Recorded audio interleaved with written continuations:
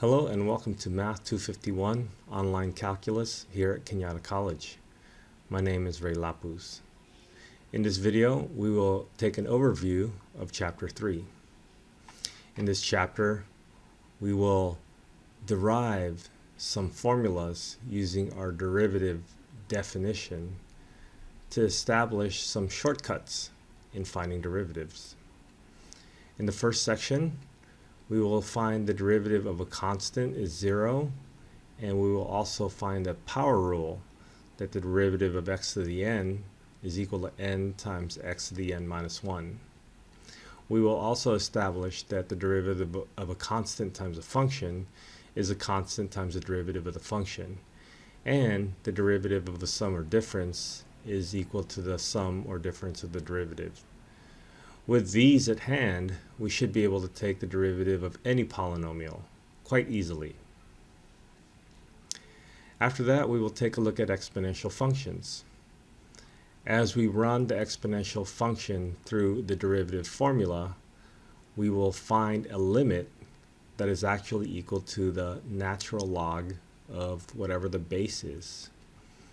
And therefore, we can find that the derivative of a to the x is equal to the a to the x itself times the ln of a. Now, if you recall, there's a special number, e, so that the ln of e is equal to 1. And that makes this really special because now we have the derivative of e to the x is itself e to the x. And that is the only function in calculus that has that property. In the next section, we will be looking at the products and quotient rule. Unfortunately, we can't say that the derivative of a product is equal to the product of the derivatives, nor we can say that the derivative of a quotient is a quotient of the derivatives. Instead, we have to derive a product rule and the quotient rule. The product rule essentially says that the derivative of the product is the derivative of the first times the second plus the first times the derivative of the second. As for trying to memorize the quotient rule, I like to think of f as the high function and g as the low function. And the derivatives would be d, so the product rule or the quotient rule goes something like this. Low d high minus high d low divided by low squared. Well, you can memorize it any way you can, but it would be a good idea to have it at the back of your head. Then we move to Chapter 3, where we derive some trigonometric functions. The derivation of, say, the first one, the sine function, requires some trig identities. And towards the end, you'll see that it's going to require some limits as well. Well, fortunately, we just have to do this for the first one or two, and we establish that the derivative of sine is cosine, and the derivative of the cosine is the negative of the sine. After that, we can note that the tangent is the sine over cosine, and the cotangent is the cosine over sine. So we simply use the quotient rule to derive these next two. And that is the derivative of the tangent is secant squared, and the derivative of cotangent is negative cosecant squared. Finally, we can do the same thing for the secant and cosecant. And we see that the derivative of secant x is secant x tan x, and the derivative of cosecant x is the negative cosecant x cotan x. If you kind of see some parallels between the trig functions and its co-functions, that's good to remember. After this, we move on to the chain rule. Section 3.4 focuses on a chain rule that allows us to take the derivative of a composition of functions. This is a function within a function. And in short, we can say that the derivative of a function within a function is the derivative of the outer function, evaluated at the inner function, times the derivative of the inner function itself. So we'll see this quite a lot and apply this to many other things that we're going to do. After the chain rule, we move to section 3.5, where we use the idea of the chain rule to do implicit differentiation. An implicit function, or we can say an implicit relation between x and y, would be a relation between x and y where we can kind of say that y is kind of an implicit function of x. Now, in this example, x squared plus y squared is equal to 1, we see this relationship between x and y. We can solve for y to make y as an explicit function of x, but then if we do so, we have to split this up to two different functions. If we want to keep the integrity of the relationship between x and y, and we're interested in finding the derivative, we can perform the implicit differentiation algorithm. Essentially, we take the derivative of the equation, left and right side, and then we just need to deal with the terms with the y's in it in a special way. And then we just solve for y prime. So for example, in our example, x squared plus y squared is equal to 1, the derivative of x squared is 2x. Now the derivative of y squared is actually 2y, and using the chain rule we need to take the derivative of y, which is y prime. And don't forget that the derivative of a constant 1 is 0, and we simply solve for y prime. We also use implicit differentiation to help us solve for the derivatives of inverse functions. So if we have the arcsine, we can write the arcsine of x as y, or sine y equals x. And then taking the derivative of both sides using the implicit differentiation algorithm, we get dy dx is equal to 1 over cosine y. Now, since we started this function as a function of x, we probably want cosine y represented as something with an x in it. So we use the property of trig in some right triangles to get the cosine of y, which is the adjacent over the hypotenuse, to be replaced. So now we have the derivative of the arcsine of x. We do the same thing for the rest of the inverse trig functions, and we get our family of derivatives of inverse trig functions. Next, we move to section 3.6, and we have almost all the functions except the logarithms. Well, remember that the logarithms are also inverse functions of exponential functions, and so we can use implicit differentiation the same way we did with the inverse trig functions.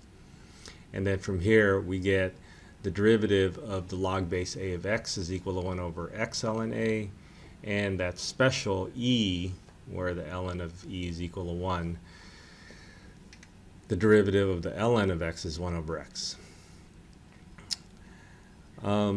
Not only do we know the derivative of the log functions now, we can take advantage of taking derivatives of some functions that may have a lot of multiplication and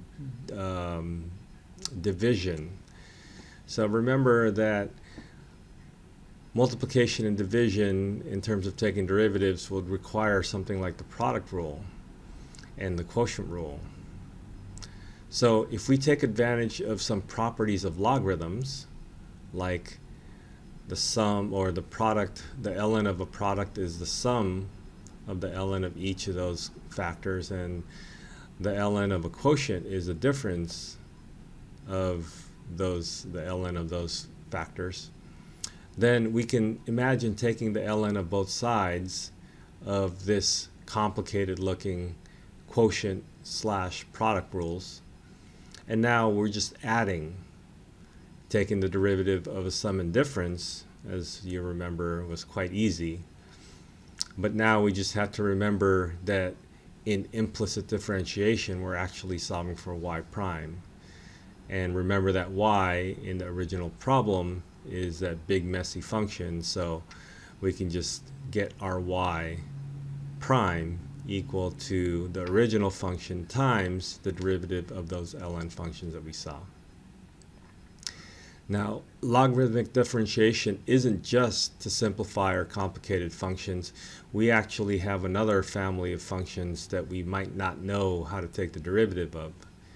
Using this third property for the logarithms, where we have the ln of something to a power is equal to that power times the ln of something, we can now take the derivative of functions like x to the x. We do that by taking the ln of both sides and using that property to bring that power down as a coefficient of ln x. And then we take the derivative. In this case, don't forget that x ln x will require a product rule because it is a product. And then we get to solve for x, or we get to solve for y prime. So this would allow us to be able to take the derivative of any function now where you have a function in the base, a variable in the base, and a variable in the exponent. Now that we've gotten all the formulas that we need to take the derivative of just about any function that we run into, we're going to start doing some applications. So section 3.7 focuses on rates of change. In physics, we can take a look at the rate of change of a particle moving by taking a look at its position and its velocity, which is the derivative, and its acceleration, which is a second derivative of the position. In chemistry, we can take a look at the rate of change in the reactions. In biology, we could take a look at the population data of a collection of animals or plants or even bacteria, and that usually is governed by some exponential growth. We could also take a look at the blood flow through some vessels and how the blood would flow faster as you get farther and farther away from the vessel walls. We can also take a look at a rates of change in economics, where we take a look at the cost function, and it turns out that if you change the cost function with respect to the quantity that you're producing, you have the marginal cost. In section 3.8, we continue taking a look at the studying rates of change by looking at exponential growth and decay. So the growth function is an example of, the population is an example of an exponential growth. We can also take a look at diseases and how diseases are spread as exponential growth. We can also study decay, and one application for this is carbon-14 and how carbon-14 is used to date some things that have been decaying over time.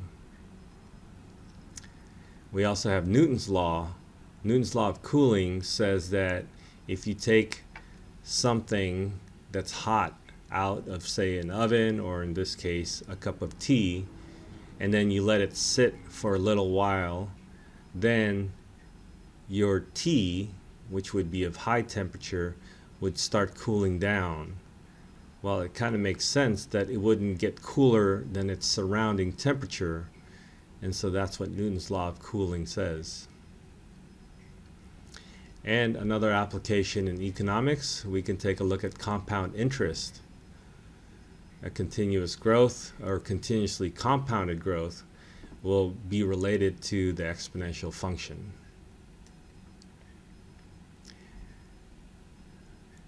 We move to a set of word problems called related rates, and in calculus it's very important to measure how things are changing. For example, we can take a look at a conical pile, a dirt being formed in a conical pile, and so over time we might be interested in finding out how fast the height is changing for this dirt. We don't want to get it too high. We can also take a look at a ladder that's sliding down the wall, and how fast is the ladder moving as it falls. Another common problem is the lighthouse problem, where we can measure how fast the light is moving along a highway at a particular point. So related rates have an algorithm associated with it. It could be between 2 to 8 steps depending on how you want to take it. But if you follow through with the algorithm, then you should be able to attack a lot of these related rates problems. Finally, in Chapter 10, we will take a look at linear approximations and differentials. In this section, we basically say that the tangent line is the best linear approximation to the function, and our approximation gets better and better as we get closer and closer to the actual point of tangency. So now we have a bunch of applications along with our derivative formulas, and that covers all of Chapter 3. Okay, have fun in this chapter and good luck.